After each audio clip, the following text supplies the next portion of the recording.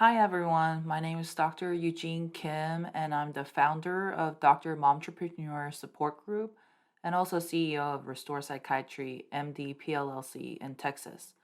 So, this is my life when I was opening up a private practice. You know, um, these bubbles kind of represent, components of my day to day life. When you're opening a business, you have to consider the licensing component of it, marketing, administrative issues. And then I realized that, oh, I have to incorporate somehow my marriage is going to fit into my life. And oh, I am a parent. So I have two kids that I have to be responsible for and making sure that the business is not, overtaking my roles in here. But now there's another set of bubbles, relatives, in laws, friends, and volunteer work that I used to enjoy. And now another set of things like hobbies, health, like my annual checkup is coming up. How am I doing? And maybe my overall sense of purpose. All these bubbles are so scattered, and it's really hard to know how each of them are related to each other, how they're fighting for space in my life. And it was just really complicated and confusing. So, enter in my life the be versus do chart. And actually, the actual be versus do chart was introduced by Mark and Adina Delaney. They're life coaches in the program called Purpose Mastermind.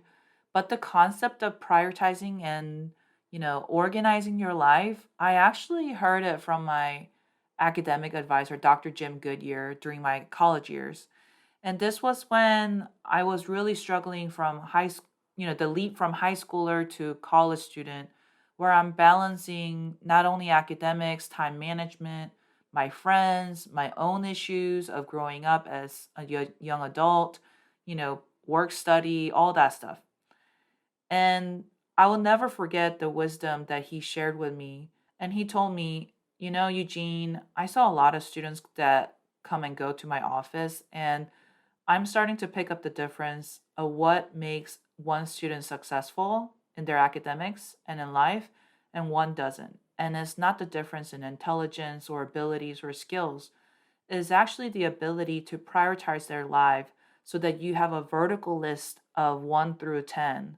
The students that struggle the most, they have a horizontal line 1 through 10, and they really have a hard time prioritizing one over the other. And then after finishing residency, fellowship, getting married, having kids, that's why I needed to have this chart introduced by Mark and Adina. So let me just kind of explain what B versus do chart is. So in this chart, there's two columns. One is B and one is do. And B, I kind of, conceptualize it as identity, and do is human activities. At the end of it all, the purpose of B versus do chart is decluttering your life. The Marie Kondo and all this spring cleaning, donating stuff that you don't need in the closet. Think about doing that with your life. How good it would be if you only keep the ones that you care about and throw away the ones that you don't care about. And I do this kind of semi frequently every time I need to make a big decision and kind of know where my heart lies, in each decision. I do the be versus do chart. And it really helped me get the skills of learning to prioritize roles and tasks. And by doing this, I kind of have the roadmap of where I want my life to go. And because I have the roadmap, I have a sense of purpose and direction and worth and meaning that is independent from day to day performance. And it actually makes me be more efficient with my mental and emotional energy, and actually makes me more productive in the things that I want to be productive in, which leads to increased enjoyment and satisfaction in life. I have more freedom and less guilt to let things go and set boundaries, knowing when to say yes to things that I want to say yes to and saying no to the things that I want to say no to. Now, this all sounds good and great. So, how do we actually do the chart? So, these are some of the questions or formulation that I want to ask you to decide, what to put under be and what to put under do. So be versus do is identity and human activity. How I conceptualize be are the roles in your life that only you can play. For an example, I'm a psychiatrist, but I know that there's other psychiatrists out there, so I wouldn't put this under B. Mom of my kids, I'm the only person that could be their mom, so I would put that under here. Roles that you would regret not prioritizing at your deathbed. So I know that this is kind of morbid. What are the roles that you actually really care about? You know, sure, everything is important that you're doing, but what are the stuff that you'll really regret not prioritizing at your deathbed? Roles and identity that gives you sense of purpose and sense of completion. So this is something that is important because how you view yourself and what your purpose is going to flood all areas of your life. And I want you to kind of have that clear understanding of who you want to be. So under do is everything else, human activities. So any responsibilities or tasks that you have that don't that you don't want to steal the energy from the roles under your being. Okay, so for example, being a psychiatrist versus mom, I would put the mom in the B and psychiatrist under do. Relationships that are important, but not as important as the ones under B. Okay, for example, my friends and in laws and, church acquaintances, they're important, but not as important as my children in my life. So I would put that as kind of under do.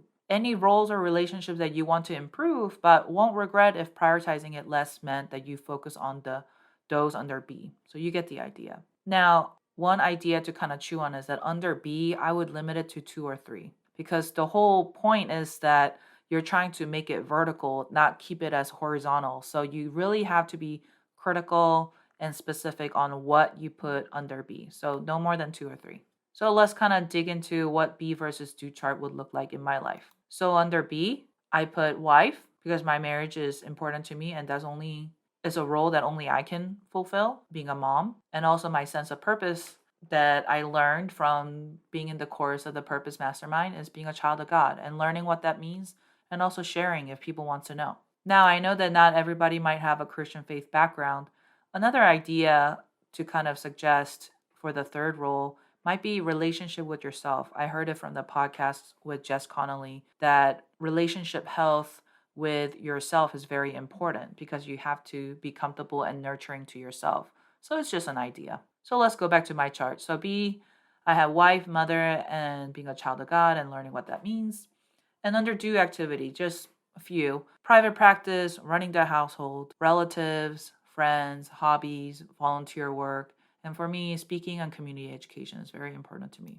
Now, how does all kind of work out, right? There's a B versus do chart. What makes a B versus do chart really effective is as you assess what is B versus do, you're going to assess the proportion between and the ratio between B versus do. And this is what I mean. Whenever I'm opening a private practice, I have to make sure that the portion of private practice in my life is not too much that it takes away from my roles under B. As of that, me being a psychiatrist and me being a business owner is not going to take away from being a wife, being a mom, and also being sound in my pursuit of my purpose of being a child of God. And making sure that my focus on in laws or relatives or friendship is not taking away from this time and effort and energy spent on being a wife and also a mom and also living out my purpose of being a child of God. I hope that is starting to make sense. But what is really wonderful about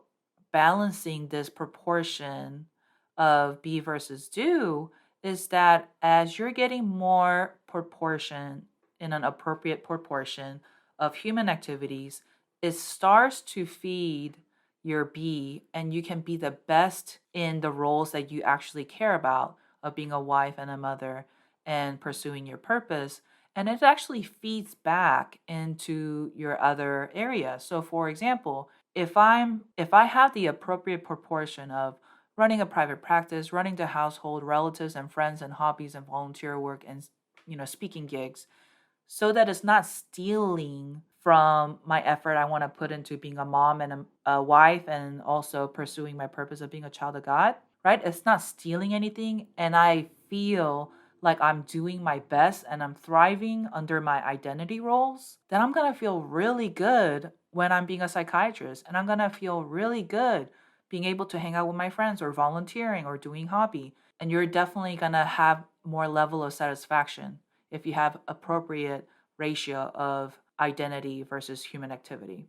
So you might be tempted to think that the items that made to the human activity list is not as important and it's just last on the list.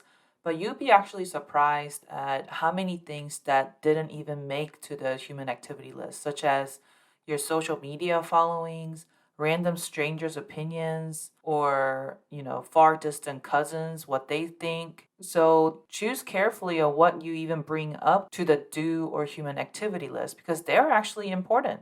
It's just not as important as the roles that you picked under B. So the question is what are some things that you can let go after doing this exercise? Well, I hope this helped and have a great day.